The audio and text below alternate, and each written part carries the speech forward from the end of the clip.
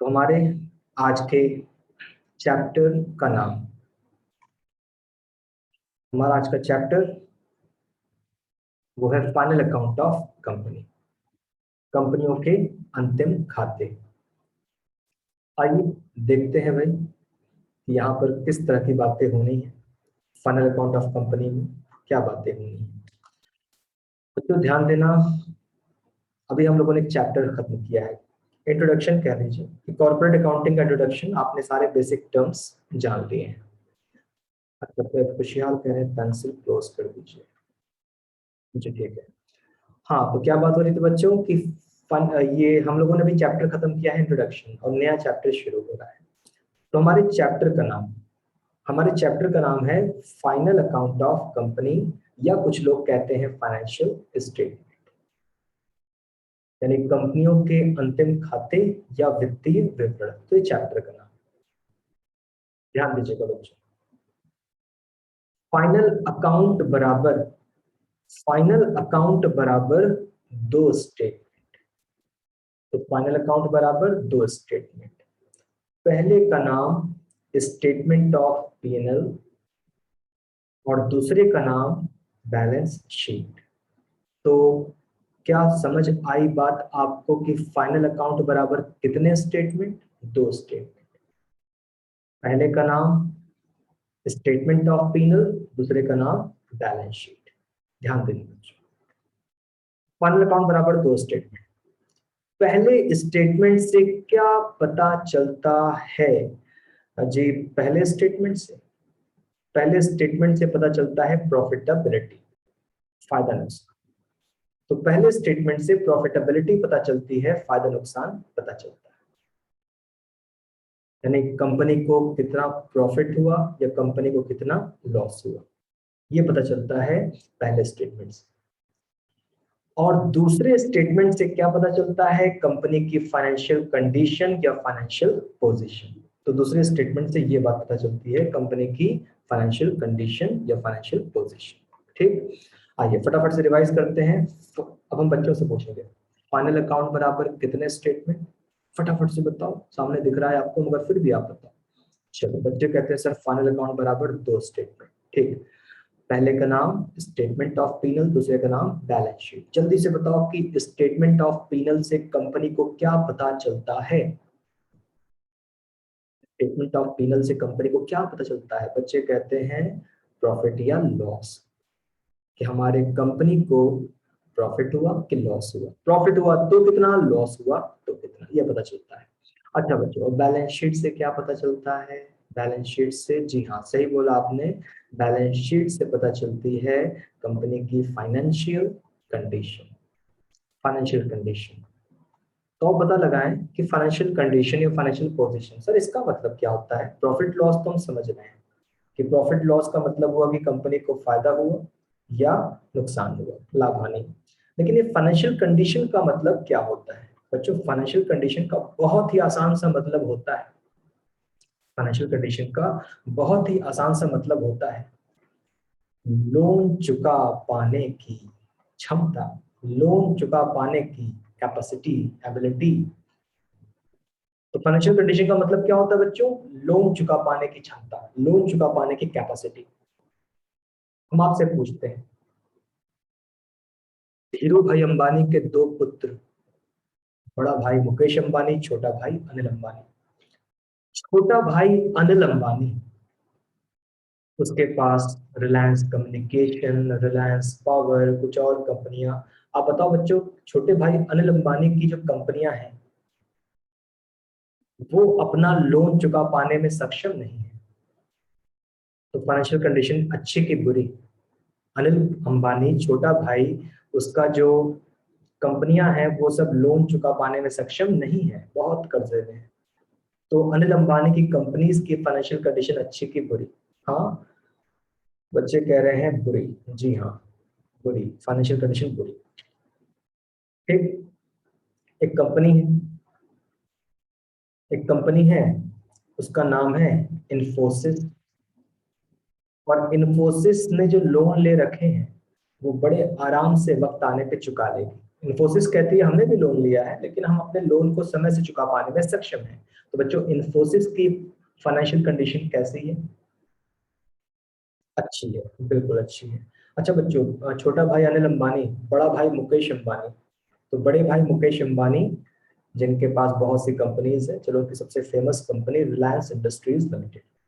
तो मुकेश अंबानी की Reliance industries limited नाम की कंपनी की फाइनेंशियल कंडीशन कैसी है? बोलो बच्चों। बच्चे कहते हैं अच्छी है। अच्छी क्यों? लोन है ही नहीं, लोन जितना था सब खत्म हो चुका है। तो फाइनेंशियल कंडीशन का मतलब लोन चुका पाने की क्षमता, क्या हम अपने लोन समय से चुका पाने में सक्षम हैं कि नहीं, क्या हम अपने कर्जे समय से चुका पाएंगे कि नहीं। अगर आप समय से अपने लोन चुका पाने में सक्षम हो तो फिर आपकी फाइनेंशियल कंडीशन अच्छी है। अगर आप समय से अपने लोन चुका पाने में सक्षम नहीं हो तो आपकी फाइनेंशियल कंडीशन बुरी है। फाइनेंशियल कंडीशन मतलब लोन चुका पाने की क्षमता। और बच्चों अगर कोई अपना लोन समय से नहीं चुका पाएगा तो इस बिजनेस का भविष्य ज्यादा दिन तक नहीं है, बंद हो जाएगा। अगर कोई बिजनेस अपना लोन समय से नहीं चुका सकता तो वो भला कैसे टिक पाएगा मार्केट में। लेकिन जो बिजनेस अपने लोन समय से चुका पाने में सक्षम है वो बड़े आराम से मार्केट में टिके रहेंगे। हाँ बच्चों आगे चलते हैं। तो हमने अब तक क्या बातें की? अब तक हमने बातें की कि फाइनल अकाउंट बराबर दो स्टेटमेंट। कौन कौन से? पहला स्टेटमेंट ऑफ पीनल, दूसरा बैलेंस शीट। तो फाइनल अकाउंट बराबर दो स्टेटमेंट। और पहले स्टेटमेंट से मालूम पड़ता है कंपनी को प्रॉफिट हुआ कि लॉस हुआ कितना, और दूसरे से मालूम पड़ता है कंपनी की फाइनेंशियल कंडीशन, आर्थिक स्थिति।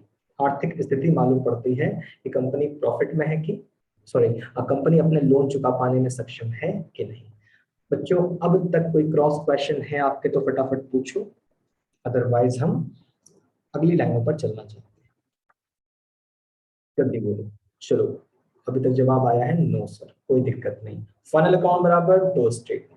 फाइनल अकाउंट बराबर दो स्टेटमेंट, पहला पीनल दूसरा बैलेंस शीट। पहले से मालूम पड़ता है फायदा नुकसान और दूसरे से मालूम पड़ता है कंपनी की फाइनेंशियल कंडीशन। आइए आगे चलते हैं। हाँ बच्चों, तो हमें लगता है कि आपको ये लाइन क्लियर हो चुकी है कि पहले स्टेटमेंट से फायदा नुकसान पता चलता है, दूसरे स्टेटमेंट से फाइनेंशियल कंडीशन पता चलती है। फाइनल अकाउंट से कंपनी की परफॉर्मेंस के बारे में पता चलता है कि कंपनी की परफॉर्मेंस अच्छी है कि कंपनी की परफॉर्मेंस बुरी है। तो परफॉर्मेंस की जानकारी हो जाती है। फाइनल अकाउंट और क्या बता रहा है? कंपनी की परफॉर्मेंस बता रहा है, कैसा परफॉर्म कर रही है कंपनी। फाइनल अकाउंट कंपनी को बताता है कंपनी के बारे में कि कंपनी आजकल किस हालात से, किस सिचुएशन से गुजर रही है। तो बताओ ये लाइनें क्लियर? कंपनी की परफॉर्मेंस भी कौन बता सकता है? Final account. कंपनी आजकल किन हालात से गुजर रही है, कैसे सिचुएशन से गुजर रही है, कौन बताएगा? Final account. तो ये सब बातें भी बता पाने में सक्षम है हमारा फाइनल अकाउंट। अच्छा और आगे, डीप मतलब गहराई से अध्ययन कर सकते हैं। Number one liquidity, number two solvency, number three profitability और नंबर चार एफिशिएंसी। तो चार बातें और बता रहा है फाइनल अकाउंट। तो आप पता लगाएं मतलब। चलो आपको बच्चों अभी ये शब्द आया था, ये तो आपको पता है। कौन सा शब्द आपको पता है? ये वाला कि फाइनल अकाउंट क्या बताता है? प्रॉफिटेबिलिटी। जल्दी बताओ प्रॉफिटेबिलिटी का आसान मतलब क्या था? प्रॉफिटेबिलिटी का आसान मतलब क्या था? आसान, बरखा कह रही है लाभ हो। हाँ समीर संजीव आप सही हो। तो प्रॉफिट या लॉस, ठीक, प्रॉफिट या लॉस। आइए आगे चलते हैं बच्चों। तो कौन सा शब्द पता है आपको? प्रॉफिटेबिलिटी आपको पता है, लेकिन आपको क्या क्या हमें जानकारी देना चाहिए? हमें आपको लिक्विडिटी बतानी है और सॉल्वेंसी बतानी है और एफिशिएंसी बतानी है।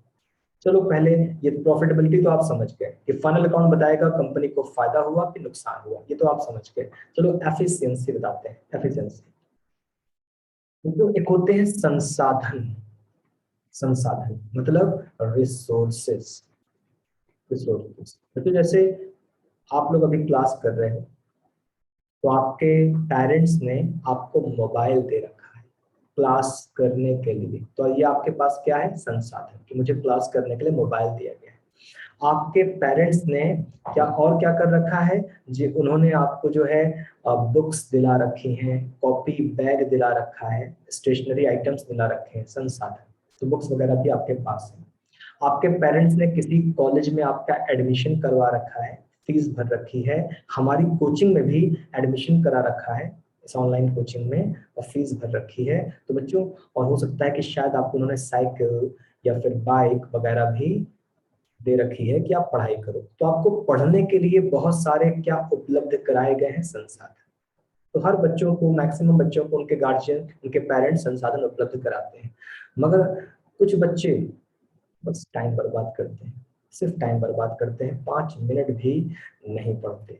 कुछ बच्चे हाँ पढ़ लेते हैं, वो पर डे 2 घंटा निकालते हैं, 2 घंटा। और कुछ बच्चे जिनकी जिंदगी का मकसद ही है कामयाबी हासिल करना, सक्सेस पाना, और खूब मन से पढ़ाई करते हैं, वो तो 8-8 घंटा, 10-10 घंटा पढ़ते रहते हैं। तो हर बच्चों के पास संसाधन है, मगर कोई बिल्कुल यूज नहीं कर रहा है, कोई ठीक ठाक यूज कर रहा है, कोई बहुत अच्छे से यूज कर रहा है। तो बताओ, ये वर्ड समझ में आ रहे हैं कि कुछ लोग संसाधनों का अच्छा उपयोग करते हैं और कुछ लोग संसाधनों का, रिसोर्सेज का इफेक्टिव यूटिलाइजेशन नहीं करते। तो उसी तरह यहाँ हमारे आपकी बात नहीं हो रही है, यहाँ पर बात हो रही है कंपनी की। यहाँ बात हो रही है कंपनी की कि कंपनी को बहुत सारे संसाधन उपलब्ध कराए गए। कंपनी के पास लैंड है, बिल्डिंग है, प्लांट है, मशीनरी है, कैपिटल है, लोग हैं, स्टॉक है, कैशड बैंक है। तो कंपनी के पास बहुत सारे रिसोर्सेज हैं। तो क्या हमारी कंपनी, अब हम क्या समझा रहे हैं, एफिशिएंसी, कार्यकुशलता समझा रहे हैं। क्या हमारी कंपनी अपने संसाधनों का, रिसोर्सेज का किस तरह इस्तेमाल कर रही है? क्या कंपनी संसाधनों का खराब तरीके से इस्तेमाल कर रही है, या अच्छा इस्तेमाल कर रही है, या सेटिस्फैक्टरी, ठीक ठाक इस्तेमाल कर रही है? तो हमारी कंपनी का की एफिशिएंसी का स्तर कैसा है? हमारी कंपनी अपने अपने उपलब्ध संसाधनों का कैसा उपयोग कर पा रही है, अच्छा, बुरा या ठीक ठाक? तो सभी बच्चे बताएं कि आपको एफिशिएंसी वर्ड भी समझ में आ गया। लाभ हानि, प्रॉफिटेबिलिटी, उपलब्ध संसाधनों का उपयोग, जो रिसोर्सेज है उसका इफेक्टिव यूटिलाइजेशन हो पा रहा है कि नहीं, और हो रहा है तो अच्छा कि बुरा कि ठीक ठाक। तो ये 2 लाइनें आप समझ गए। अब समझाना है लिक्विडिटी, कि फाइनल अकाउंट बताता है लिक्विडिटी और फाइनल अकाउंट बताता है सॉल्वेंसी। लाभ हानि बताता है, बात हो गई। जो रिसोर्सेज कंपनी के पास है उनका प्रभावपूर्ण उपयोग हो रहा है, इफेक्टिव यूटिलाइजेशन हो रहा है कि नहीं, ये बताता है फाइनल। अब बचा लिक्विडिटी और सॉल्वेंसी। बच्चों, लिक्विडिटी और सॉल्वेंसी, इन दोनों का संबंध किससे है? ऋण से है, लोन से, ऋण से। ठीक। तो बच्चों, लोन जो होते हैं वो 2 प्रकार के हो सकते हैं, शॉर्ट टर्म और लॉन्ग टर्म। बताओ, सही बात हम कह रहे हैं कि नहीं? शॉर्ट टर्म और लॉन्ग टर्म। तो लोन, उधार, कर्जा, तो जो कर्ज लिए गए हैं वो 2 प्रकार के। अगर आपने कहा 12 महीने के अंदर अंदर लौटा दूंगा, अगर हमारी कंपनी बोले 12 महीने के अंदर लौटा देंगे, तो शॉर्ट टर्म लोन की बात होगी। अगर कंपनी बोले 12 महीने के बाद लौटाएंगे, तो वहां पर लॉन्ग टर्म की बात हो रही है कि 12 महीने के बाद, 2 साल, 4 साल, 6 साल, 8 साल, 10 साल, कि हम 12 महीने के बाद लौटाएंगे। तो किसकी बात हो रही है जी? लॉन्ग टर्म लोन्स की बात हो रही है। चलो आगे चलते हैं, समझते हैं। ध्यान देना बच्चों, लिक्विडिटी बता रहे हैं। क्या लिक्विडिटी? जो लिक्विडिटी है, फाइनल अकाउंट क्या बताएगा? लिक्विडिटी, लिक्विड, इसका मतलब है, इसका सही मायनों में तो मतलब है शॉर्ट टर्म फाइनेंशियल कंडीशन। तो लिक्विडिटी का सही मायनों में क्या मतलब है? Short term financial condition. हमारी कंपनी की शॉर्ट टर्म फाइनेंशियल कंडीशन कैसी है? Sir, short term financial condition मतलब क्या हमारी कंपनी अपने शॉर्ट टर्म लोन समय से चुका पाने में सक्षम है कि नहीं? तो लिक्विडिटी क्या बता रही है बच्चों? लिक्विडिटी बता रही है शॉर्ट टर्म फाइनेंशियल कंडीशन। और शॉर्ट टर्म फाइनेंशियल कंडीशन मतलब क्या हम अपने शॉर्ट टर्म वाले लोन को समय से चुका पाने में सक्षम है कि नहीं? ऐसे लोन जो हम वादा किए थे 12 महीने के अंदर वाले, क्या हम उनको समय से चुका पाने में सक्षम है कि नहीं? अगर आप अपने 12 महीने के अंदर वाले लोन समय से चुका पाने में सक्षम हो तो आपकी शॉर्ट टर्म फाइनेंशियल कंडीशन मजबूत है। अगर आप अपने शॉर्ट टर्म लोन समय से चुका पाने में सक्षम नहीं हो तो आपकी शॉर्ट टर्म फाइनेंशियल कंडीशन कमजोर है। बच्चे बोले कि हमको लिक्विडिटी समझ में आ गई। Liquidity, liquidity current asset, current asset stock cash वगैरह कह लो। लिक्विडिटी करंट असेट के हालचाल। तो लिक्विडिटी माने भाई तुम्हारे पास करंट असेट ठीक ठाक है कि नहीं, cash at bank, cash in hand stock ठीक ठाक है कि नहीं, तुम शॉर्ट टर्म लोन समय से चुका पाने में सक्षम हो कि नहीं, तुम्हारी शॉर्ट टर्म फाइनेंशियल कंडीशन कैसी है। तो ये मतलब था लिक्विडिटी कि आपकी करंट असेट की क्या पोजीशन है। अच्छा आगे चलते हैं, अब बात करते हैं सॉल्वेंसी की। सॉल्वेंसी, सॉल्वेंसी का मतलब हुआ सही मायनों में long term financial condition. Long term financial condition, तो सॉल्वेंसी मतलब लॉन्ग टर्म फाइनेंशियल कंडीशन, मतलब क्या हमारी कंपनी अपने लॉन्ग टर्म लोन समय से चुका पाने में सक्षम है कि नहीं। लॉन्ग टर्म लोन जो आपने 12 महीने के बाद लौटाने का वादा किया है, तो 4 साल, 6, 8 साल, 10, 12 साल, तो क्या हमारी कंपनी अपने लॉन्ग टर्म लोन समय से चुका पाने में सक्षम है कि नहीं, हमारी कंपनी की लॉन्ग टर्म फाइनेंशियल कंडीशन कैसी है। तो बच्चों जल्दी बताओ कि आपको ये सारे टर्म्स समझ में आ गए कि फाइनल अकाउंट कैसी कैसी जानकारियां दे रहा है। बोलो क्या कहते हैं। हाँ भाई, बच्चे कहते हैं जी सर, बात समझ में आ गई कि फाइनल अकाउंट कैसे कैसे जानकारियां दे रहा है, हमारी कंपनी की शॉर्ट टर्म फाइनेंशियल कंडीशन कैसी है, करंट असेट पर्याप्त है कि नहीं, हम शॉर्ट टर्म लोन समय से चुका पाएंगे कि नहीं, हमारी कंपनी की लॉन्ग टर्म फाइनेंशियल कंडीशन कैसी है, हम लॉन्ग टर्म लोन समय से चुका पाएंगे कि नहीं, हमारा प्रॉफिट या लॉस हुआ तो कितना हुआ, हमारे कंपनी के पास जो रिसोर्सेज हैं वो उनका प्रभावपूर्ण उपयोग कर पा रही है कि नहीं कर पा रही है। एक बात यूं ही याद आ गई, बताते हैं। हमें लगता है कि शायद सन 2002 में बहुत ही महान शख्स की डेथ हो गई, धीरू भाई अंबानी। तो सन 2002 के आसपास धीरू भाई अंबानी की डेथ हो गई, रिलायंस इंडस्ट्रीज के फाउंडर, रिलायंस कंपनी के जन्मदाता। अब इनकी डेथ हो गई तो हुआ क्या कि इनके दो बेटे, एक बड़ा बेटा मुकेश अंबानी, एक छोटा बेटा अनिल अंबानी। बच्चों डेथ हुई तो पक्की बात है प्रॉपर्टी का क्या हुआ होगा, बंटवारा हुआ होगा। तो पहले प्रॉपर्टी का वेल्थ निकाली गई। आपको आसान शब्दों में समझाने के लिए ऐसे एग्जांपल ले लेते हैं, वरना तो वहां तो भैया कई हजार करोड़ों का मामला था। तो मान लो आपको समझाने के लिए कि 100 रुपए की वेल्थ थी धीरू भाई अंबानी की, 100 रुपए की, और इस 100 रुपए में कैश भी थी, प्रॉपर्टी भी थी, कंपनीज भी थी, बहुत कुछ था। तो मान लो कि धीरू भाई अंबानी की टोटल वेल्थ, तो टोटल धन था 100 रुपया। तो 100 रुपए में 50 रुपया मिला मुकेश अंबानी को, 50 रुपया मिला अनिल अंबानी को। इसका मतलब एकदम बराबर का बंटवारा हुआ था।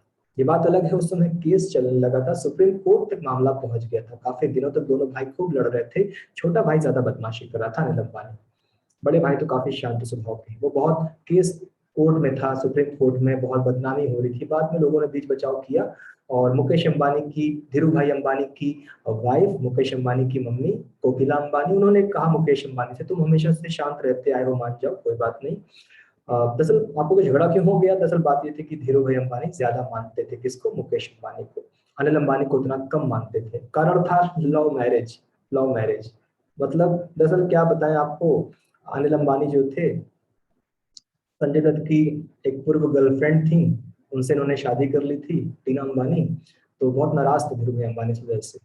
तो और मुकेश अंबानी के वो अरेंज मैरिज किए थे, और मुकेश अंबानी कर भी लिए थे। तो पिता खुश रहते थे ज्यादातर किससे, मुकेश अंबानी से। तो उन्होंने प्रॉपर्टी इनको ज्यादा दे दी थी, उनको कम दे दी थी। खैर फालतू बातें हटा के टॉपिक पर आते हैं। जब सुप्रीम कोर्ट के बाद मामला क्लियर हो गया, सब कुछ क्लियर हो गया, तो बंटवारा बिल्कुल 50-50% पर हुआ। तो कहानी यहाँ पर थी, धीरू भाई मर जाते हैं, उनकी प्रॉपर्टीज दो भागों में विभाजित होती है, 50% अनिल अंबानी, 50% मुकेश अंबानी को मिलता है। और आज आज हम लोगों के यहाँ अभी 2021 में मुकेश अंबानी इंडिया के सबसे अमीर आदमी है, मुकेश अंबानी एशिया के सबसे अमीर आदमी है। बच्चों कम से कम 2 साल पहले न्यूज आई थी क्या, वर्ल्ड इतना बड़ा विश्व, लगभग 200 से ज्यादा देश, और मुकेश अंबानी मेरे ख्याल से शायद शायद वो टॉप 10 में आ गए थे। टॉप 10 में वो आ गए थे, या हो सकता है 14 पर आ गए हो, लेकिन हमने पढ़ा था कि वो काफी करीब आ गए थे, विश्व में वो 10वें रैंक के आसपास आ गए थे। तो सोचिए, मुकेश अंबानी भारत का सबसे अमीर आदमी, एशिया का सबसे अमीर आदमी है, और वर्ल्ड के टॉप 10-20 में पहुंच गए थे। अच्छा, खुशहाल करें, हमने तो 8 पढ़ा था। अच्छा भाई, जो भी। और बच्चों, अनिल अंबानी दिवालिया हो गए, दिवालिया, अभी जेल जाने वाले थे। क्यों? वो अपने लोन नहीं चुका पा रहे थे, जेल जाने वाले थे। और फिर मुकेश अंबानी ने फिर उनको बचाया, भाई होने के नाते फिर उन्होंने ही बचाया था। चलिए टॉपिक पर आते हैं, हम कहना क्या चाह रहे थे, मेरी कहानी का निष्कर्ष क्या था, यही कि जब फादर की डेथ हुई और तुम लोगों को बराबर बराबर पैसा मिला, तो एक भाई भारत का सबसे अमीर आदमी और एक भाई इतना कंगला कि वो लोन चुका पाने में सक्षम नहीं है, इसका मतलब उसकी कंपनियों ने अपने संसाधनों का ठीक प्रकार से इस्तेमाल नहीं किया। समझ रहे बच्चों, उनकी कंपनियों ने अपने संसाधनों का, रिसोर्सेज का ठीक प्रकार इस्तेमाल नहीं किया, लेकिन मुकेश अंबानी की कंपनियों ने अपने संसाधनों का इस्तेमाल अच्छे से किया, ठीक प्रकार से किया। और यूं ही आपको बता दें, उस समय जब पैसा बट रहा था 50-50, तो अनिल अंबानी ने कैश ज्यादा लेना प्रेफर किया था, मुझे कैश ज्यादा दो। और मुकेश अंबानी ने कैश बहुत कम लेकर कंपनीज ली थी, रिलायंस गैस दे दो, रिलायंस पेट्रोलियम दे दो, ये सब चीजें ले ली थी। और तो इतना बहुत है उस कहानी को, तो उस कहानी के लिए पूरा एक लेक्चर चाहिए अंबानी फैमिली के विवाद को डिस्कस करने के लिए। हाँ भाई, आगे चलते हैं बच्चों, आगे क्या बात है।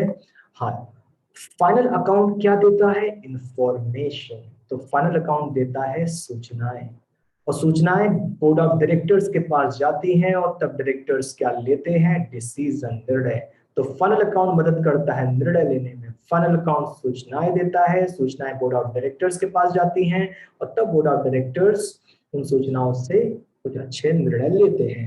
हमें बच्चों से जानना है, इस पेज पर कोई प्रश्न आप पूछना चाहते हैं तो फटाफट से पूछें, जल्दी से। इस पेज पर कोई क्वेश्चन है तो फटाफट से पूछें।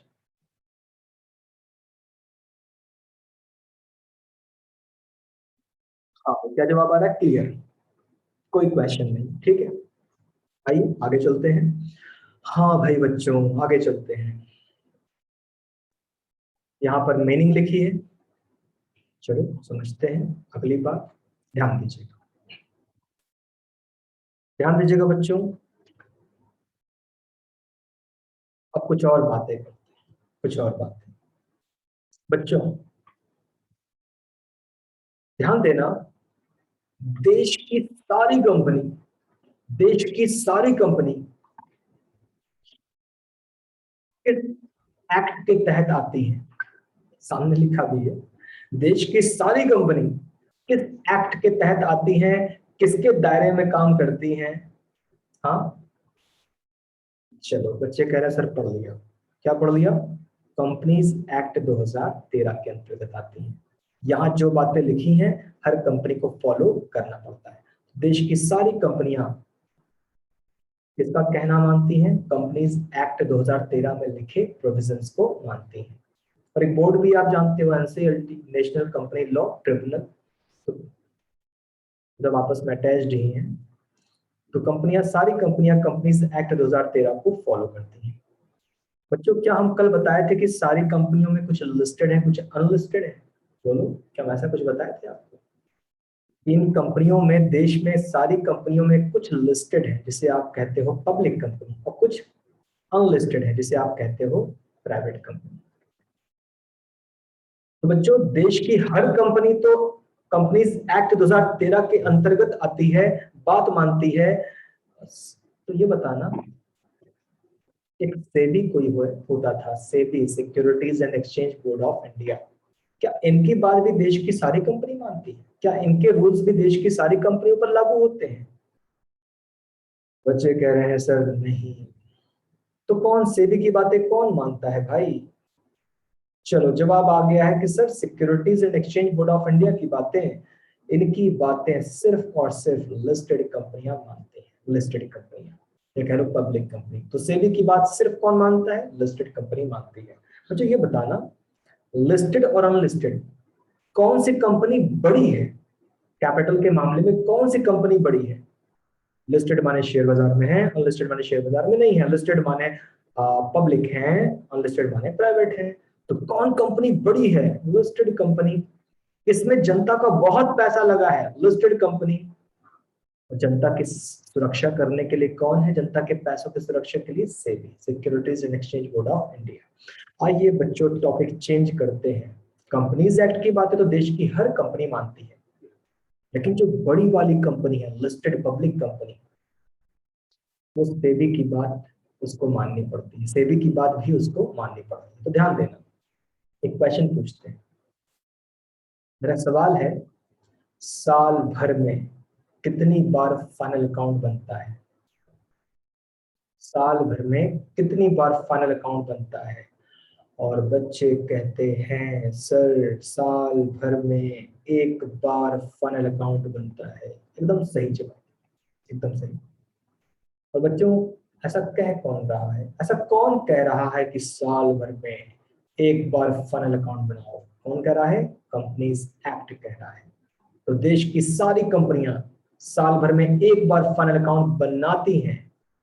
लेकिन बच्चों, लेकिन लेकिन एक है सेबी, और सेबी क्या कहता है? साल भर में 4 बार फाइनल अकाउंट बनाओ। 4 बार? हाँ, साल भर में 4 बार फाइनल अकाउंट बनाओ। बच्चों बताओ, सेबी का फरमान किसके लिए है? सेबी का फरमान किसके लिए है? सेबी का आदेश सिर्फ किसके लिए है? हाँ, बच्चे कह रहे हैं सर सेबी तो जो भी बातें कहती है वो तो शेयर बाजार की लिस्टेड कंपनी के लिए है। ठीक, सही बात। तो कंपनीज एक्ट कहता है साल भर में एक बार फाइनल अकाउंट बनाओ, लेकिन सेबी कहता है साल भर में 4 बार फाइनल अकाउंट बनाओ। तो देश की जितनी भी लिस्टेड कंपनी है, चाहे वो बीएसई में है, चाहे वो एनएसई में है, Bombay stock exchange, national stock exchange वगैरह, तो देश की जितनी भी लिस्टेड कंपनियां हैं वो साल भर में एक बार नहीं बल्कि 4 बार फाइनल अकाउंट बनाती हैं। अप्रैल मई जून, 30 जून तक का बनाती हैं। जुलाई अगस्त सितंबर, जी हाँ 30 सितंबर तक का बनाती हैं। अक्टूबर नवंबर दिसंबर, जी हाँ 31 दिसंबर को बना के पेश करती हैं। जनवरी फरवरी मार्च, जी हाँ 31 मार्च तक का बनाती हैं। तो साल भर में 4 बार फाइनल अकाउंट बनाती है। कौन सी कंपनी? लिस्टेड कंपनियां। तो नॉर्मल कंपनियां साल भर में एक बार फाइनल अकाउंट बनाती हैं, मगर लिस्टेड कंपनियों को साल भर में 4 बार फाइनल अकाउंट बनाना पड़ता है। तभी हम लोग न्यूज़पेपर में या टीवी पर न्यूज में सुनते हैं, कंपनियों ने अपने तिमाही नतीजे पेश किए। रिलायंस ने, इन्फोसिस ने, टाटा ने अपने तिमाही नतीजे पेश किए, क्वार्टरली बेसिस। बच्चों क्लियर हो गई बात? जो लिस्टेड कंपनियां हैं, बहुत ज्यादा पैसा जनता का लगा है आप में, तो आप साल भर में एक बार परफॉर्मेंस ना बताओ, आप हर 3-3 महीने पर क्वार्टरली बेसिस आपको 4 बार फाइनल अकाउंट बनाना पड़ेगा। 4 बार हर 3-3 महीने पर परफॉर्मेंस बतानी पड़ेगी। लेकिन बच्चों आपके सिलेबस में ना ये वाला नहीं है। आपके सिलेबस में कौन है? एक बार वाला। बोलो, ये वाली बात भी समझ गए आप कि आप लोगों के सिलेबस में वो 4 बार वाला नहीं है, आपके सिलेबस में एक बार वाला है। तो चलो ठीक है। तो ठीक है भाई, कम से कम नॉलेज तो हो गई कि टीवी में कैसा 4-4 बार फाइनल अकाउंट दिखाते हैं। रिलायंस ने तिमाही नतीजे पेश किए, फिर तिमाही नतीजे पेश किए। दिमाग खराब क्या हो रहा है भाई? क्योंकि वो लोग लिस्टेड कंपनी है ना, बहुत बड़ी कंपनी, जनता को बहुत पैसा लगा है, तो उनको अपनी परफॉर्मेंस जल्दी जल्दी जल्दी जल्दी बतानी पड़ेगी, न कि एक साल में एक बार। लेकिन वो टीवी वाली बातें हैं, हमारे सिलेबस में एक बार वाली बातें हैं। लिस्टेड कंपनी की बात यहाँ पर नहीं होगी। हाँ, तो फाइनल अकाउंट साल भर में कितनी बार बनता है जी? नॉर्मली बात करें तो फाइनल अकाउंट साल भर में एक बार बनता है। अब बच्चों से मेरा प्रश्न, फाइनल अकाउंट किस दिन बनता है? फाइनल अकाउंट एग्जैक्टली किस दिन बनता है? बोलो बच्चों, फाइनल अकाउंट किस दिन बनता है? चलो, कोई कहता है 31 मार्च, कोई कहता है 1 अप्रैल, कोई कहता है 31 मार्च। चलो बच्चों को एक बात बताते हैं पहले। बच्चों एक बात सुनना, जो ईयर होता है ना, ईयर, वर्ष, पूरे विश्व में वर्ष दो ही प्रकार के होते हैं। पूरी दुनिया में वर्ष दो ही प्रकार के होते हैं।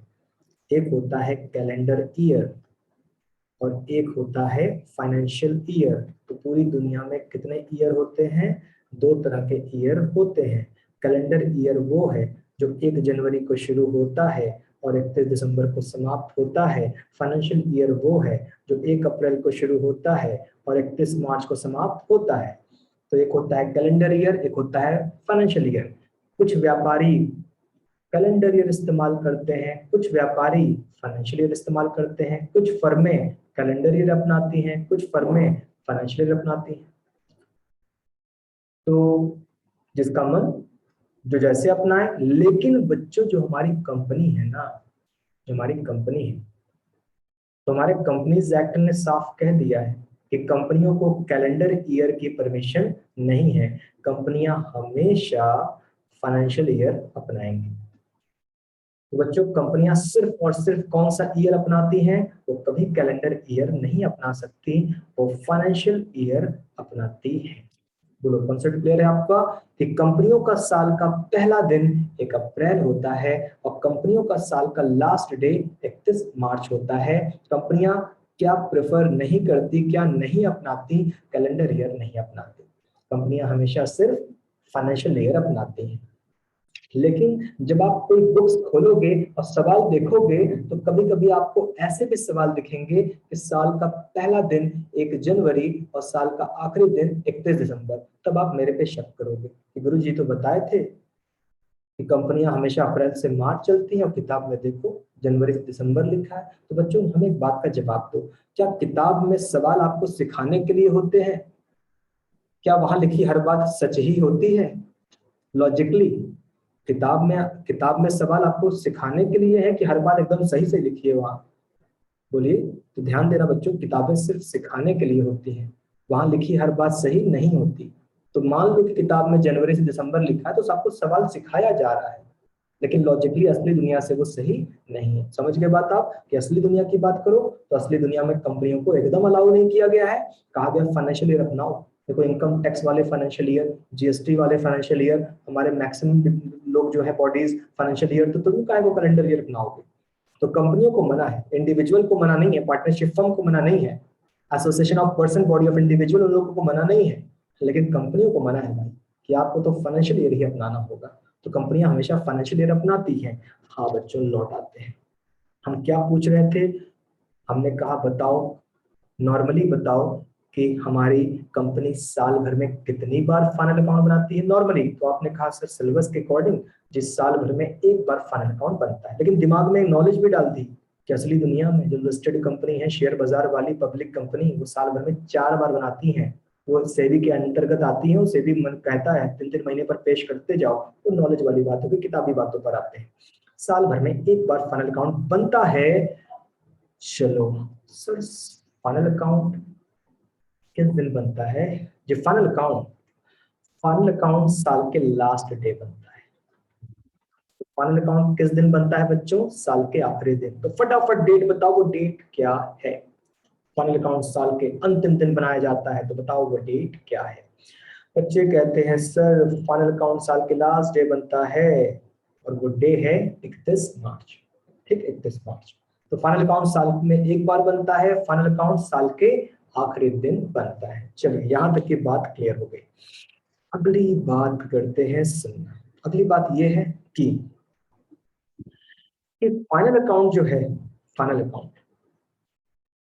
ये हर कंपनी के लिए, हर कंपनी के लिए बनाना बनाना ये क्या होता है बच्चों? फाइनल अकाउंट बनाना हर कंपनी के लिए मैंडेटरी होता है। मैंडेटरी माने अनिवार्य होता है, अनिवार्य। सर हर कंपनी मतलब बच्चों चाहे प्राइवेट कंपनी हो चाहे पब्लिक कंपनी हो, लिस्टेड अनलिस्टेड प्राइवेट पब्लिक, कि हर कंपनी को फाइनल अकाउंट बनाना जरूरी है। सर ना बनाए तो ना बनाए, अगर शेयर होल्डर्स ने एनसीएलटी को इन्फॉर्म कर दिया कि साहब ये तो कभी फाइनल अकाउंट बनाते ही नहीं है, ये तो कभी बनाते ही नहीं है, तो कंपनीज एक्ट आपको पनिशमेंट दे सकता है जो भी वो समझे, चाहे वो जुर्माने पेनल्टीज के रूप में हो, चाहे वो बोर्ड ऑफ डायरेक्टर्स को इम्प्रिजमेंट के रूप में हो, सजा के रूप में हो, जेल वेल में बंद करना, लेकिन फाइनल अकाउंट बनाना पड़ेगा भाई। तो फाइनल अकाउंट बनाना हर कंपनी के लिए जरूरी है, चाहे आप प्राइवेट हो चाहे आप पब्लिक हो। अच्छा, तो हमने यहां तक की बात तो समझ ली। क्या क्या समझ लिया है? कि फाइनल अकाउंट बनाना जरूरी है, बनाना ही बनाना है, कैसे नहीं बनाओगे, और हर कंपनी के लिए जरूरी है, प्राइवेट पब्लिक किसी को छूट नहीं है। और फाइनल अकाउंट बनाया जाता है हर साल, बनाते हैं हर साल। एक साल में एक बार बनाते हैं, और साल के अंतिम दिन बनाते हैं, अंतिम दिन। आगे चलते हैं, किसी बच्चे को यहां तक कही गई बात में कोई डाउट है? बताओ। साल भर में एक बार बनाओ, साल के अंतिम दिन बनाओ, बनाना बहुत जरूरी है, हर साल बनाओ। नहीं, बच्चे कहते हैं नहीं सर, यहां तक की बात हो गई है क्लियर। अच्छा बच्चों, तो ये बताओ कि जब आप ट्वेल्थ में थे जब आप, और फिर आप पास हुए, तो आपके स्कूल कॉलेज में आपकी मार्कशीट आई, तो आप ट्वेल्थ में थे, आप पास हुए, आपके बोर्ड ने आपके स्कूल में मार्कशीट भेजी। तो मेरा प्रश्न है कि वो मार्कशीट आपको दे दी गई, या फिर आपके स्कूल कॉलेज की मोहर लगी, प्रिंसिपल का सिग्नेचर हुआ, तब जाके मिली? ये मेरा क्वेश्चन है कि मार्कशीट आई आपको दे दी, नहीं नहीं, या फिर ठप्पा लगाया स्कूल का, सिग्नेचर किया और तब जाके मिली? हाँ, तो बच्चे कह रहे हैं सर ऐसे नहीं मिली, स्कूल में आ गई थी, स्कूल की जो है सील लगी, मुहर वगैरह लगी, प्रिंसिपल वगैरह ने सिग्नेचर किया, तब जाकर मिली। इसका मतलब बच्चों कि आपकी मार्कशीट अप्रूव्ड हुई तब जाकर आपको मिली। इसका मतलब कोई भी कागज डॉक्यूमेंट को क्या होना चाहिए? अप्रूव्ड होना चाहिए। और आपकी मार्कशीट को मे भी प्रिंसिपल ने अप्रूव्ड किया होगा, उन्हीं की सिग्नेचर हुई होगी, तो आपकी मार्कशीट अप्रूव्ड हुई आपके प्रिंसिपल द्वारा, तब जाकर वो कागज किसी काम का है। सादा होता तो काम का नहीं रहता, कहते नहीं भाई ये अप्रूव्ड नहीं है। हाँ बच्चों ध्यान देना, उसी प्रकार फाइनल अकाउंट बन चुका है। अरे फाइनल अकाउंट बन चुका है, सादा है, सादा ऐसे थोड़ी ना, सादा है। तो बच्चों इस पर क्या चाहिए? इस पर वो कॉमन सील, इस पर मुहर चाहिए, इस पर सिग्नेचर चाहिए। लेकिन बात सुनना, यहाँ पर बात सुनना, आपकी मार्कशीट के ऊपर सिग्नेचर होता है। बोलो सही कह रहे हैं कि नहीं हम? आपकी मार्कशीट के ऊपर मोहर लगती है, ऊपर सिग्नेचर होता है। तो फाइनल अकाउंट को भी अप्रूव्ड करवाना है, फाइनल अकाउंट को भी अप्रूव्ड करवाना है, लेकिन आपकी मार्कशीट से थोड़ा हटकर, थोड़ा सा हटकर। आपकी मार्कशीट के ऊपर मोहर लगी, ऊपर साइन हुई, फाइनल अकाउंट पर ऐसा नहीं। फाइनल अकाउंट अप्रूव्ड तब मानेंगे जब इसके साथ दो रिपोर्ट लगी हो। तो फाइनल अकाउंट के साथ कितनी रिपोर्ट चाहिए? दो रिपोर्ट। तो यहाँ पर जो सिग्नेचर और सील है वैसे नहीं, दो रिपोर्ट लगेगी, अप्रूव्ड करने के लिए दो रिपोर्ट लगेगी। क्या बच्चों ने एक नाम सुना है? सीए, चार्टर्ड अकाउंटेंट, सुने ही होंगे, पक्की बात है, सीए चार्टर्ड अकाउंटेंट। तो फाइनल अकाउंट के साथ एक रिपोर्ट किसकी होना चाहिए? चार्टर्ड अकाउंटेंट की, कि मैंने इनका फाइनल अकाउंट पढ़ा, ये है इनकी अच्छी अच्छी बातें, ये है इनकी बुरी बुरी बातें, वो अब बताएगा सब। ये नहीं कि तारीफ ही करेगा, जो अच्छा है वो बताएगा, जो बुरा है वो बताएगा। तो फाइनल अकाउंट आपका किससे रीड करवाओ? सीए से, उसकी जो है वो रिपोर्ट लेकर आओ। अच्छा दूसरा आदमी, संचालक मंडल, बोर्ड ऑफ डायरेक्टर, उनका उनका भी होना चाहिए आपके पास एक लेटर या कह लो की रिपोर्ट। तो फाइनल अकाउंट को अप्रूव्ड कब मानेंगे? जब उसके साथ दो लोग रिपोर्ट दे, एक सीए रिपोर्ट दे, एक बोर्ड ऑफ डायरेक्टर रिपोर्ट दे। वो लोग पढ़ेंगे और जो अच्छाइयां बुराइयां हैं अपनी रिपोर्ट में लिखेंगे, साइन वाइन करके, तब वो लगानी पड़ती है। तो फाइनल अकाउंट अब जाके अप्रूव्ड माना जाएगा। बच्चों आगे चले, कंफर्मेशन दीजिए कि समझ गए सर कि फाइनल अकाउंट बन गया है, सीए के पास जाके पढ़वा के उससे रिपोर्ट लेकर आएंगे, और बोर्ड ऑफ डायरेक्टर के पास जाकर उससे रिपोर्ट लेकर आएंगे। चलो फाइनल अकाउंट बन भी गया, साथ में अप्रूव्ड भी हो गया। कितने लोग की रिपोर्ट लगाई? दो लोगों की, चार्टर्ड अकाउंटेंट और बोर्ड ऑफ डायरेक्टर। अब क्या करें? अब बच्चों आपने सुना होगा कि कंपनी हर साल बुलाती है एजीएम, एनुअल जनरल मीटिंग। आपने कंपनी लॉ में ऐसा पढ़ रखा होगा कि कंपनी क्या बुलाती है? एनुअल जनरल मीटिंग बुलाती है। नाम में ही एनुअल लिखा है, तो हर साल बुलाती है। अब ये फाइनल अकाउंट जो बन भी चुका है, और सीए द्वारा और बोर्ड ऑफ डायरेक्टर्स के रिपोर्ट द्वारा अप्रूव्ड भी हो चुका है। अब एनुअल जनरल मीटिंग में इस फाइनल अकाउंट को पेश किया जाएगा। तो अब इस फाइनल अकाउंट को कहां पेश करेंगे? एनुअल जनरल मीटिंग में पेश करेंगे।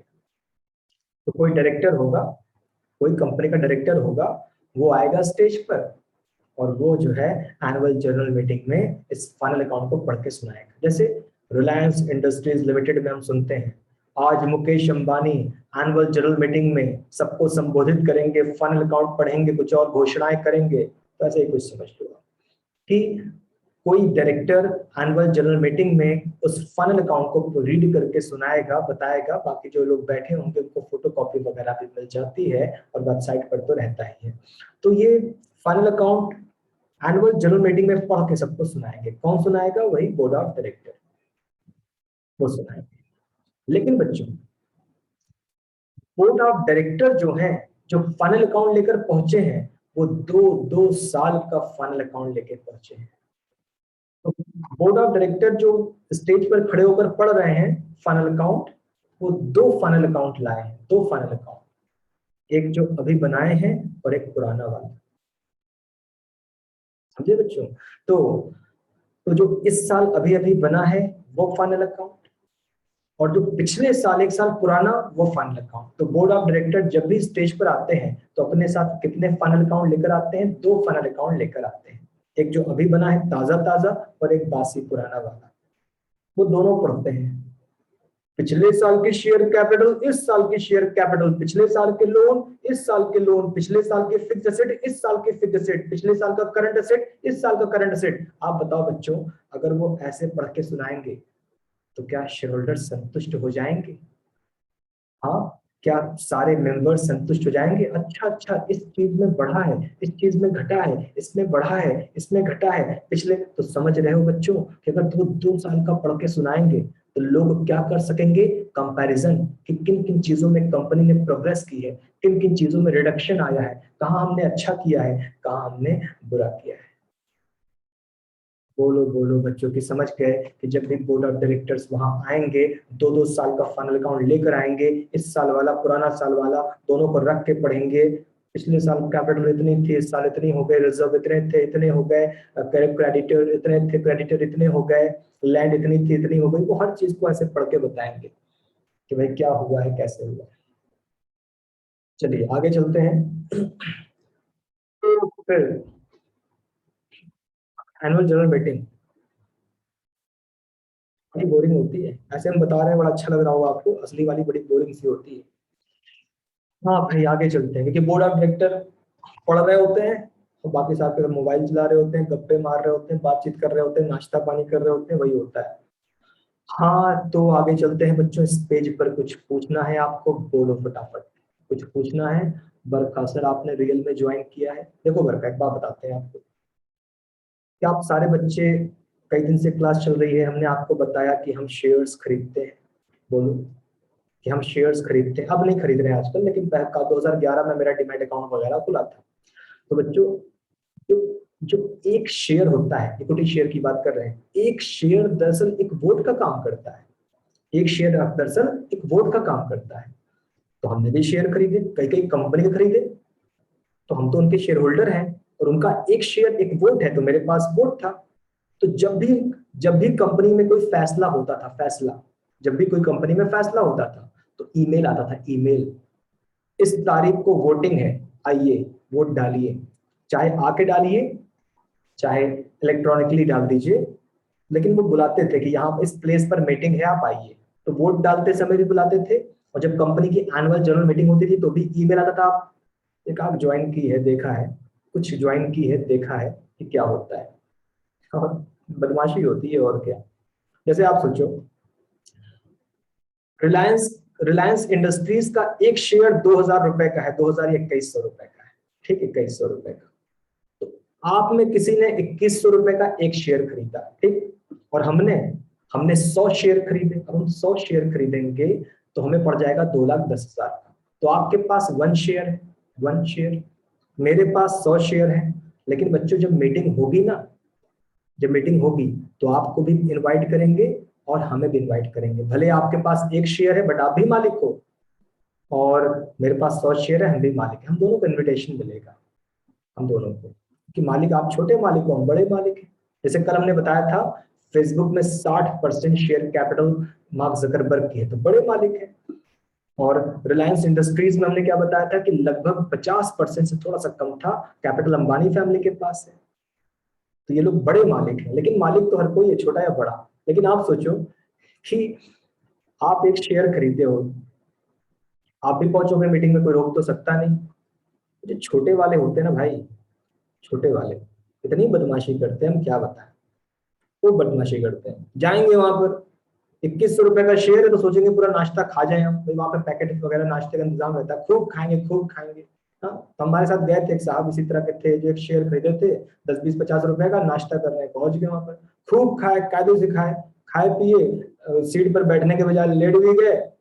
उसके अलावा बेचारा डायरेक्टर वहां पर जो है अपना भाषण दे रहा है, ये पढ़ रहा है, तो ये जो है वहां पर क्या कर रहे हैं, वहां मुंह नीचे करके चोर चोर चोर ये चिल्ला रहे हैं, फिर मारो मारो मारो। तो अब आपको पता है कि भाई अगल बगल वाले बहुत खुराफाती होते हैं, तो वो सब भी चिल्ला रहे हैं चोर चोर मारो, बोर्ड ऑफ डायरेक्टर पागल हो गए, कौन लोग आ गए भाई। तो छोटे वाले बड़े बदमाश होते हैं, बड़े बदमाश किस्म के। अब भैया लेकिन बात बड़ी पुरानी कर रहे हैं, आजकल क्या हो रहा है मालूम नहीं, हम तो ये बात बता रहे हैं आपको 2010 या 11 के आसपास बता रहे हैं, चल शायद 11 की या 12 की बात है, काफी पहले की। देखा था बड़ी बदमाशी करके आए थे भैया, तो शेयर होल्डर थे भाई, तुम टाई वाई लगा के गए थे, करीब 500 रुपए का शेयर खरीदे, टाई लगा के ऐसा गए थे, लगा खुद ही बोर्ड ऑफ डायरेक्टर हो गए। हाँ बच्चों, टॉपिक पर आते हैं।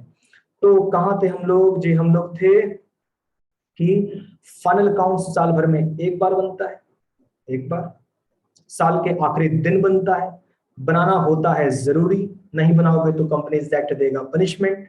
हर कंपनी को बनाना है, प्राइवेट हो या पब्लिक, और खाली बनवाना मत, अप्रूव्ड करवाओ। इस पर अप्रूव्ड करवाओ किससे, चार्टर्ड अकाउंटेंट की रिपोर्ट लगाओ प्लस बोर्ड ऑफ डायरेक्टर्स की रिपोर्ट लगाओ। तब उसके बाद आप एनुअल जनरल मीटिंग में पेश करो। कौन पेश करता है, नॉर्मली वो कोई डायरेक्टर पेश करता है, और वो अपने साथ 2 2 साल का फाइनल अकाउंट लेकर आता है। वो नया वाला भी लाता है, पुराना वाला भी लाता है, ताकि सारे लोग क्या कर सकें, कंपैरिजन कर सके कि पिछले साल के मुकाबले इस साल क्या चल रहा है, कैसे चल रहा है। चलिए बच्चों आगे चलते हैं। हाँ भाई, किसी के दिल दिमाग में मन में कोई सवाल देखे, कुछ बच्चों ने चैट कर रखा था, उन्हें पढ़ा नहीं ध्यान से। अच्छा, बच्चे लग रहा हमारी बातों पर हंस रहे थे, जिन्होंने बताया मीटिंग वाली बात। और एक बच्चे ने बताया कि शुभांग ने कि सर 9 तारीख को वोटिंग थी यूबीआई की, और 10 को एनुअल जनरल मीटिंग पड़ी थी यूनियन बैंक ऑफ इंडिया की। और क्या बोल रहे हैं संजय, क्योंकि छोटे मालिक है, हाँ छोटे मालिक जो ज्यादा बदमाशी करते हैं। समीर का 2100 का नाश्ता उन्होंने पूरा खा लिया होगा। ठीक है, हाँ शुभांग, ने आपका मैसेज पढ़ दिया। चलो बच्चों, कोई सवाल नहीं था, लोग अपने बातें बता रहे थे। ये पेज हो गया बच्चों, आगे चलते हैं। ठीक, ध्यान दीजिएगा, ये वाला पेज हो गया जी हाँ, यहाँ पर तो कुछ हमने नहीं छोड़ा, बता दिया। अब इस पेज को देखते हैं कि यहाँ क्या लिखा हुआ है। देखो बच्चों, मेरे ख्याल से डेट डेट यहाँ पे लिखा है, हाँ लिखा लिखा है 30 मार्च 2011। बच्चों ये वो डेट है जब चेंज आया था, परिवर्तन आया था, परिवर्तन। पता नहीं बच्चों को पता है या नहीं पता है कि कभी कभी हमारा कंपनीज एक्ट 1956 होता था। Companies act 1956, 1956। ये बाद में ये इतना पुराना हो गया था ना, बहुत पुराना हो गया था, बहुत सारे रूल्स कमजोर थे, बेकार थे, आजकल के माहौल में सूट नहीं कर रहे थे, इसको डिलीट किया गया।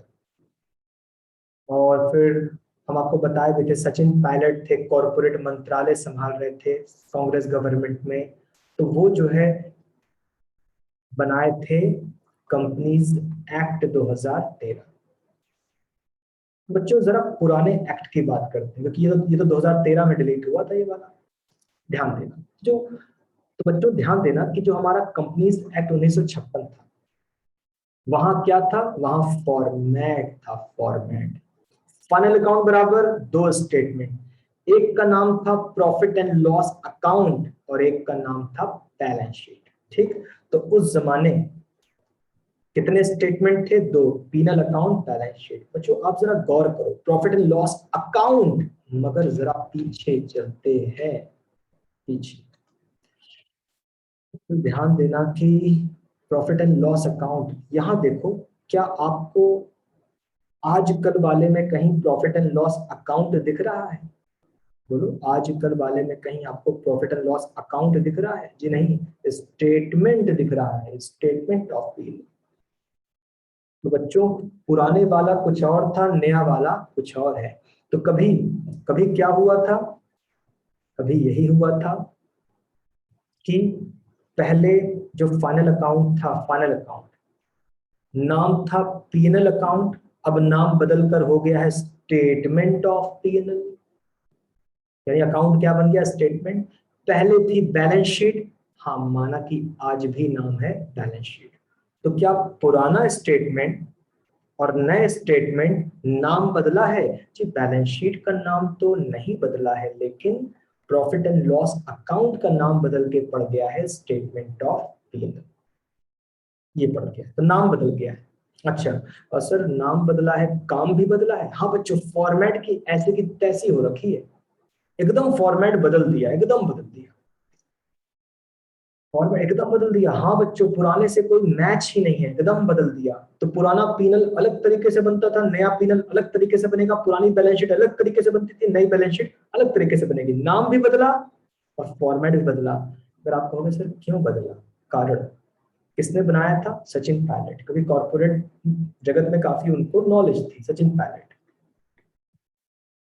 तो सचिन पायलट जो थे, उन्होंने एक चीज महसूस की, काफी युवा नेता है कांग्रेस के, अभी तक कांग्रेस छोड़ी नहीं है, वरना सब तो बीजेपी ज्वाइन कर ली है। तो सचिन पायलट उसमें और भी युवा थे, वो काफी काबिल इंसान है। इन्होंने देखा कि जो दूसरी कंट्री है, जो दूसरे देश है, रशिया है, चाइना है, यूएस है, ब्रिटेन है, और भी बहुत सारे हैं, जो दूसरी कंट्री के लोग हैं, वो लोग भारत में इन्वेस्ट करते हैं, भारत से व्यापार करते हैं, मगर दूसरी कंट्री के लोग जब भारत की बैलेंस शीट पढ़ते हैं तो नहीं पढ़ पाते, उन्हें भारत के सीए का सहारा लेना पड़ता है। तो दूसरी कंट्री के जो लोग हैं वो भारत की बैलेंस शीट नहीं पढ़ पाते, लेकिन दूसरी कंट्री के लोग भारत को छोड़कर बाकी कंट्री की बैलेंस शीट पढ़ लेते हैं खुद से। तो सचिन पायलट ने यह महसूस किया कि क्या बात है कि दूसरी कंट्री के लोग इंडियन कंपनी की बैलेंस शीट नहीं रीड कर पा रहे हैं, सीए का सहारा ले रहे हैं, लेकिन दूसरी कंट्री के लोग, अब यूएस वाला रशिया की बैलेंस शीट पढ़ ले रहा है, रशियन कंपनी की, जर्मनी कंपनी की, इसराइल की कंपनी की। तो ऐसा कैसे? तो मालूम पड़ा कि इंटरनेशनल बैलेंस शीट जो है वो काफी हद तक सेम है। तो जो इंटरनेशनल बैलेंस शीट थी वो क्या थी, काफी हद तक सेम थी, बड़ा मैचिंग। तो सचिन पायलट समझ गए कि हमारी जो बैलेंस शीट है बड़ा आउटडेटेड हो गई है, पुरानी हो गई है। तो सचिन पायलट ने बच्चों, हमें लगता है लगभग 99% वो इंटरनेशनल फॉर्मेट को कॉपी पेस्ट किया है, बहुत लगभग। तो अब हमारे भारत में जो इस तारीख को नया पीनल बैलेंस शीट लॉन्च हुई, बनी, वो दरअसल सही मायनों में क्या था, वो इंटरनेशनल बैलेंस शीट का कॉपी पेस्ट था, इंटरनेशनल फाइनेंशियल स्टेटमेंट का कॉपी पेस्ट था। तो अब जब से ये बना, तब से दूसरी कंट्री के लोग यहाँ की बैलेंस शीट रीड कर पाते हैं, और तब से अब उनको कॉन्फिडेंस रहता है, सीए का सहारा नहीं लेना पड़ता, और तब से भारत में बहुत इन्वेस्टमेंट हुआ, शेयर बाजार में भी हुआ, बाकी तरफ भी हुआ।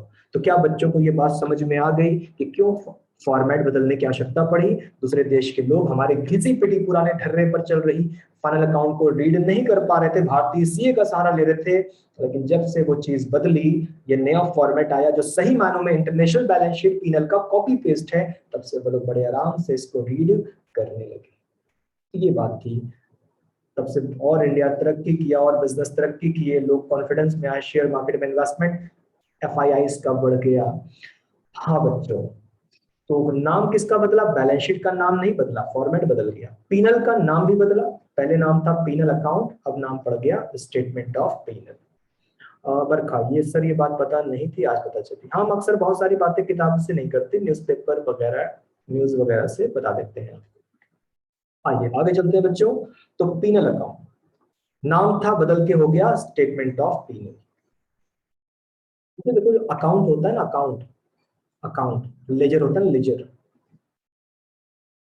लेजर ऐसे, डेट पार्टिकुलर अमाउंट डेबिट, फिर डेट पार्टिकुलर अमाउंट क्रेडिट, ऐसे करके कुछ होता है, ठीक।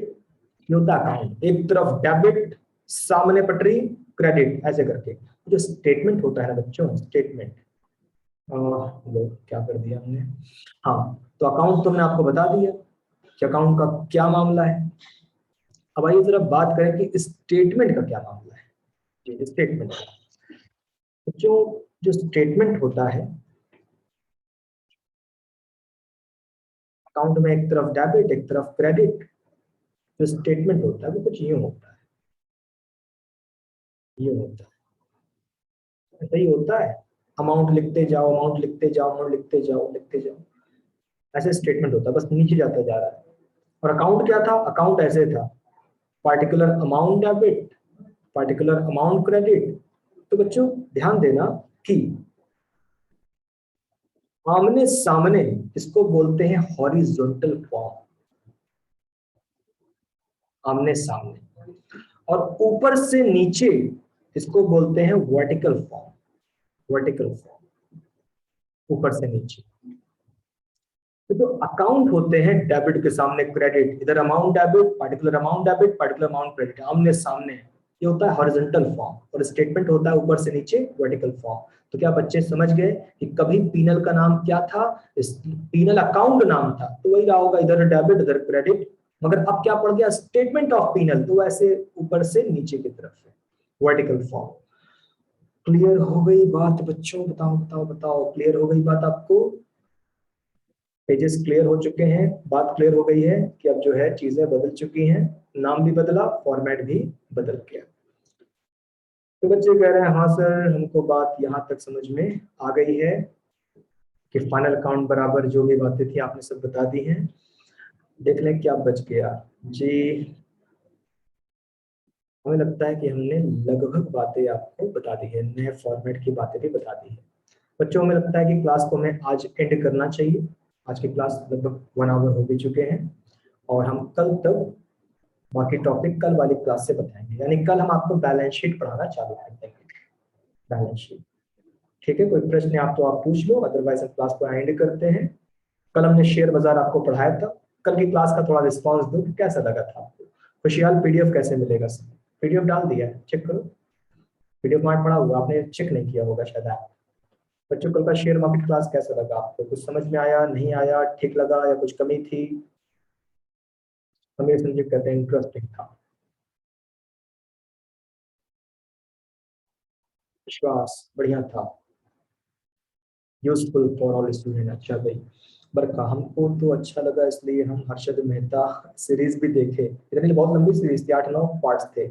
नीलाक्षी सर, हम फॉरेन कंट्री के शेयर खरीद सकते हैं? हाँ नीलाक्षी खरीद सकते हैं, थोड़ा वही डीमैट अकाउंट के थ्रू ही खरीद सकते हैं, थोड़ा सा फॉर्मेलिटीज ज्यादा है, खरीद सकते हैं। मगर पहले देश का तो खरीद लो, पहले इधर का तो सीख लो। बरखा करिए 10 पार्ट्स थे उसमें, वह बढ़िया था शेयर मार्केट। अच्छा भाई चलो बच्चों, तो हम क्लास एंड करना चाहते हैं। थैंक यू, कल मिलते हैं इसके आगे। वर्षिता कुछ कह रही है, अलीशा? हाँ ठीक है बच्चों, थैंक यू। मिलते हैं फिर कल वाली क्लास में। कल इसकी जहाँ जहाँ छोड़ा है थोड़ा सा रिवीजन करके वहीं से बात की जाएगी। थैंक यू बच्चों।